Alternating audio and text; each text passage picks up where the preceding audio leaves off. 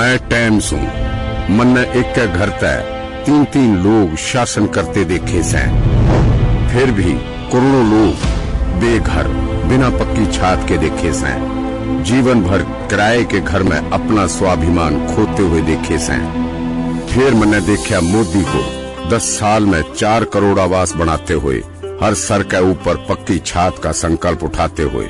जब भी मैं ईब देखने लाग रहा सू हर परिवार का अपने घर का सपना पूरा होते हुए, और फिर बनते देख रहा सू।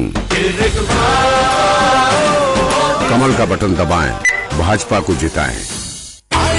25 मई को वोट डालते, संसद में जाके दौड़ के ऐसे दिल उठा लेते। 5 साल का है सवाल, सुन इम्तिहान दे, देश ये पुकारे सुन खोल कान ले। 25 मई को वोट डालते, 25 मई को वोट डालते। तो आइए हम सब युवा एकजुट होकर इस 25 मई वोट देकर अपने देश के भविष्य के लिए दें एक महत्वपूर्ण योगदान। मुख्य चुनाव निर्वाचन अधिकारी हरियाणा द्वारा जनहित में जारी। नमस्कार, ये आकाशवाणी चंडीगढ़ है। अब आप प्रतिका से प्रादेशिक समाचार सुनिए। पहले इस बुलेटिन के मुख्य समाचार।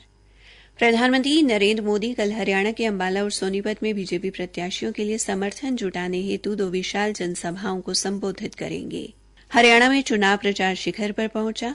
भारतीय जनता पार्टी के राज्यसभा सदस्य कृष्णलाल पंवार ने कांग्रेस पर संविधान बदलने और आरक्षण खत्म करने को लेकर लोगों को गुमराह करने का आरोप लगाया।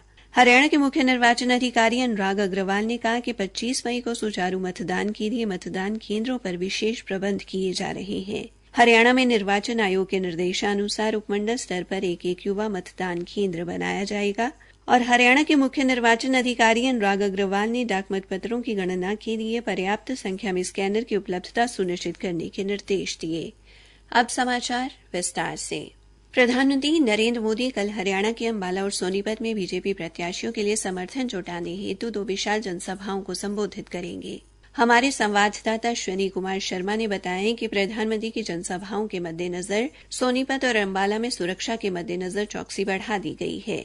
अंबाला में धारा 144 लगा दी गई है और ड्रोन आदि उड़ाने पर प्रतिबंध लगाया गया है। सोनीपत की जनसभा में श्री मोदी करनाल व सोनीपत सहित विभिन्न लोकसभा क्षेत्रों से बीजेपी उम्मीदवारों को जिताने की अपील करेंगे, तो अंबाला रैली में अंबाला व कुरुक्षेत्र से बीजेपी प्रत्याशियों के लिए समर्थन जुटाएंगे। हरियाणा में चुनाव प्रचार शिखर पर पहुंच गया है। विभिन्न राजनीतिक दलों के स्टार प्रचारक चुनावी रण में अपने प्रत्याशियों की जीत सुनिश्चित करने के लिए मैदान में उतर रहे हैं। हरियाणा के मुख्यमंत्री नायब सिंह सैनी ने करनाल शहर के विभिन्न क्षेत्रों में नुक्कड़ सभाओं के माध्यम से बीजेपी को वोट देने की अपील की। मीडिया से बातचीत में मुख्यमंत्री ने दावा किया कि करनाल में लोगों से भरपूर समर्थन मिल रहा है और लोगों द्वारा दिया गया एक वोट श्री मोदी और उन्हें ताकत प्रदान करेगा। उन्होंने देश व प्रदेश में हुए विकास का जिक्र करते हुए कहा कि देश श्री मोदी के नेतृत्व में ही आगे बढ़ सकता है। उधर फरीदाबाद लोकसभा क्षेत्र से बीजेपी प्रत्याशी कृष्णपाल गुर्जर ने आज पलवल विधानसभा क्षेत्र के गांव पातली में जनसभा को संबोधित किया और 25 मई को बीजेपी के पक्ष में वोट डालने की अपील की। इस अवसर पर विधायक दीपक मंगला और डॉक्टर हरेंद्र पाल राणा भी उपस्थित रहे। हिसार लोकसभा क्षेत्र से बीजेपी प्रत्याशी रणजीत सिंह चौटाला ने आज नलवा हल्के विभिन्न गांवों में जनसंपर्क किया। गांव में गर्मी के बावजूद उनकी सभाओं में काफी भीड़ रही। श्री चौटाला ने कहा कि देश की मजबूती और विकास के संकल्प के साथ जनता श्री मोदी का साथ दे रही है। वित्त मंत्री जयप्रकाश दलाल ने भिवानी जिले के लोहारू क्षेत्र के विभिन्न गांवों में लोगों को संबोधित किया और बीजेपी प्रत्याशी धर्मवीर सिंह को भारी बहुमत से जिताने की अपील की। फरीदाबाद लोकसभा क्षेत्र से कांग्रेस प्रत्याशी महेंद्र प्रताप ने पलवल जिले के गांव फुलवाड़ी में जनसभा को संबोधित किया। उन्होंने अपने प्रचार के दौरान महंगाई और बेरोजगारी का मुद्दा उठाया और बीजेपी सरकार पर जांच एजेंसियों का दुरुपयोग कर विपक्ष को दबाने का आरोप लगाया। भारतीय जनता पार्टी के राज्यसभा सदस्य कृष्णलाल पंवार ने कांग्रेस पर देश की जनता को गुमराह व दुष्प्रचार करने का आरोप लगाया है। उन्होंने कहा कि कांग्रेस पार्टी के नेता बार बार बयान दे रहे हैं कि भारतीय जनता पार्टी एक बार फिर सत्ता में आई तो देश के संविधान को बदल देगी और अनुसूचित जाति जनजाति के आरक्षण को खत्म कर दिया जाएगा। उन्होंने कहा कि कांग्रेस पार्टी ने 100 से अधिक बार संविधान में संशोधन किया है। श्री पवार आज रोहतक में पत्रकारों से बातचीत कर रहे थे। उन्होंने आरोप लगाया कि आजादी के बाद कांग्रेस पार्टी ने संविधान निर्माता डॉक्टर अम्बेडकर को सबसे ज्यादा अपमानित किया, जबकि वर्ष 1990 में जब गैर कांग्रेसी सरकार थी तब अटल बिहारी वाजपेयी ने लाल कृष्ण आडवाणी के प्रयासों से ही मरणोपरांत डॉक्टर अम्बेडकर को भारत रत्न दिया गया। उन्होंने कहा कि डॉक्टर अम्बेडकर ने तो जम्मू कश्मीर में अनुच्छेद 370 लगाए जाने का भी विरोध किया था। भारतीय किसान मजदूर संघ के राष्ट्रीय अध्यक्ष एवं कंडेला खाप के प्रधान टेकराम कंडेला ने आज कुरुक्षेत्र लोकसभा क्षेत्र से इनेलो प्रत्याशी अभय सिंह चौटाला को अपना समर्थन दिया। श्री कंडेला ने कहा कि संगठन के लोगों की सहमति के बाद ये निर्णय लिया गया कि किसान आंदोलन में साथ देने वालों का चुनाव में पूर्ण रूप से साथ देंगे। प्रादेशिक समाचार आकाशवाणी चंडीगढ़ से प्रसारित किए जा रहे हैं। हरियाणा के मुख्य निर्वाचन अधिकारी अनुराग अग्रवाल ने कहा कि 25 मई को सुचारू ढंग से मतदान के लिए मतदान केंद्रों पर विशेष प्रबंध किए जा रहे हैं। श्री अग्रवाल ने प्रदेश के 2 करोड़ मतदाताओं को अपने मताधिकार का प्रयोग अवश्य करने की अपील करते हुए कहा कि उनकी सुविधा के लिए वोटर इन क्यू ऐप काफी मददगार रहेगी। इस ऐप से ब्लॉक लेवल अधिकारी मतदान के लिए पंक्ति में लगे लोगों की जानकारी देते रहेंगे। लोग अपनी सुविधा के अनुसार लंबा इंतजार किए बिना मतदान कर सकेंगे और मतदान केंद्रों पर अधिक भीड़ भी नहीं रहेगी। मुख्य निर्वाचन अधिकारी ने कहा कि गर्मी के मौसम का मतदान पर असर न हो, इसके लिए मतदान केंद्रों पर विशेष प्रबंध किए गए हैं। चुनाव प्रबंध में लगे अधिकारियों द्वारा वहां छाया के लिए टेंट, पंखों, पीने के पानी सहित सभी मूलभूत सुविधाएं सुनिश्चित की जाएंगी। गर्मी से बचाव के लिए किए जा रहे प्रबंधों की और जानकारी देते हुए सहायक मुख्य निर्वाचन अधिकारी श्रीमती आंचल गर्ग ने बताया, गर्मी से निपटने के लिए मतदाताओं की सुविधा के लिए पीने के पानी की व्यवस्था, शेड, ORS के घोल की सुविधा, कुर्सियां, मतदान केंद्र के बाहर डॉक्टर की टीम की सुविधा इत्यादि का प्रबंध किया गया है।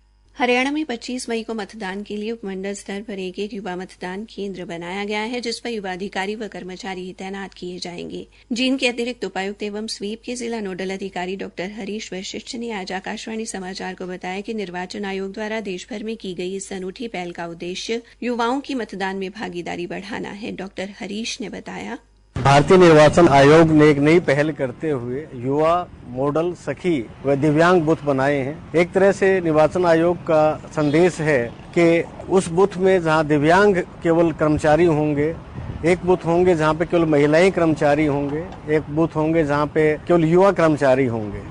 हरियाणा के मुख्य निर्वाचन अधिकारी अनुराग अग्रवाल ने अधिकारियों को सर्विस वोटर को प्राप्त डाक मतपत्र की गणना के लिए पर्याप्त संख्या में स्कैनर की उपलब्धता सुनिश्चित करने और अलग से सहायक निर्वाचन अधिकारी की नियुक्ति करने के निर्देश दिए हैं। श्री अग्रवाल ने बताया कि प्रदेश में सर्विस वोटर की संख्या 1,11,058 है और उनसे प्राप्त डाक मतपत्रों की गणना इलेक्ट्रॉनिक वोटिंग मशीनों से पहले की जानी है। उन्होंने बताया कि अलग से नोडल अधिकारी की नियुक्ति इसलिए जरूरी है क्योंकि डाक मतपत्र जैसे महत्वपूर्ण दस्तावेज से ड्यूटी पर तैनात मतदाता व अन्य कर्मचारी और गैर हाजिर मतदाता की गणना की जाती है। इसी के साथ ये समाचार बुलेटिन समाप्त हुआ। मैं समय सुन मन आजादी के बाद तय एक कै परिवार के 3-3 लोग मुखिया बनते देखे से, फिर भी आम आदमी को छोटी बड़ी बीमारी के टाइम हाथ फैलाते देखे से, घर में एक छोटा ऑपरेशन पड़ जा तो पूरा परिवार बिखरते देखे से। हालात तब बदले से मोदी जी ने 50 करोड़ लोगों के खातर बनी आयुष्मान योजना तय लोगों ने मुफ्त इलाज मलते देखने लग रहा सू। इब 70 साल तक घनी उम्र आले सब बूढ़िया ने 5 लाख ताई का मुफ्त इलाज मलते देखूंगा। जब मैं बनते देख रहा सू। कमल का बटन दबाओ, भाजपा ने जिताओ।